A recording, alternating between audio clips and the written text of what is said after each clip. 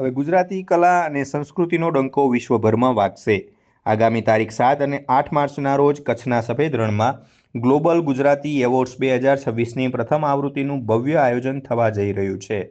AR9 holidays દ્વારા આયોજિત આ મહોત્સવમાં 40થી વધુ કેટેગરીમાં કલાકારો અને ક્રિએટર્સને નવાજવામાં આવશે.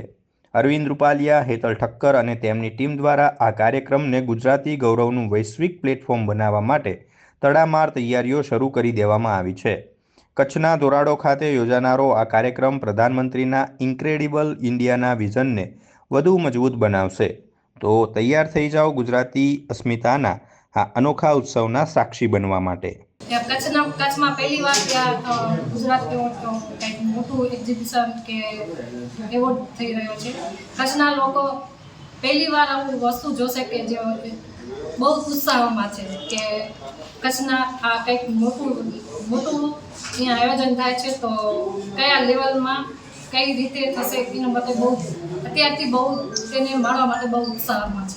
અને ખાસ કરીને ઘણા સમયથી કચ્છના રણોત્સવમાં દૂર દૂરથી એટલા બધા ટુરિસ્ટો આવે છે, એટલે ત્યારે આ વર્ષે અમે એક એવો પ્રયત્ન કર્યો છે, ગ્લોબલ ગુજરાતી એવોર્ડ, જે કાર્યક્રમનું આયોજન અમે કરી રહ્યા છીએ. AR9 holidays private limited organiser છે, સાથે મિત્તલબેન પટેલ કચ્છના જ છે, એ બી અમારી સાથે આયોજનમાં સાથે છે.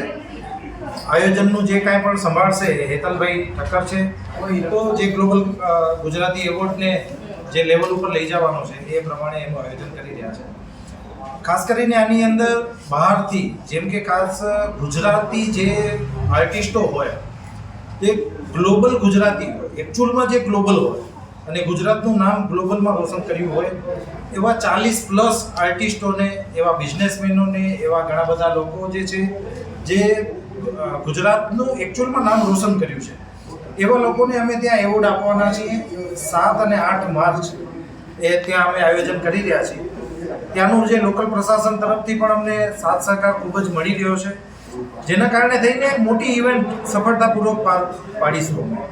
તો આની અંદર બહારથી જેટલા બી આર્ટિસ્ટો આવશે, ઘણા બધા સ્પોન્સરો આવશે, એમના માટે ત્યાં એસી ટેન્ટની પણ અમે લોકોએ વ્યવસ્થા કરી છે. આપણો ત્યાં રિસોર્ટ છે, કચ્છ યાત્રા રિસોર્ટમાં આયોજન થઈ રહ્યું છે.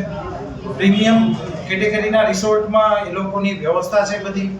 ત્યાં ઘણા બધા સ્ટોલ લગાડવામાં આવ્યા છે, જેથી કરીને કચ્છના બી આર્ટિસ્ટો હોય, ગુજરાતના બી કોઈ આર્ટિસ્ટો હોય, કોઈ પોતાની પ્રોડક્ટ ત્યાં લોન્ચ કરવા માંગતા હોય, અથવા ત્યાં પોતાની પ્રોડક્ટનું સેલિંગ પણ કરવા માંગતા હોય, તો એના માટે એક નાનકડો અમે ત્યાં એક્ઝિબિશન પણ રાખશું 3 દિવસ માટેનો. 2 દિવસનો આ ઇવેન્ટ છે, 3 દિવસનો એક્ઝિબિશન છે. તો ઘણા બધા લોકો એની રાહ જોઈ રહ્યા છે અને મોટા લેવલ ઉપર એક કાર્યક્રમ કરવાનું અમે પ્લાનિંગ કરી રહ્યા છીએ.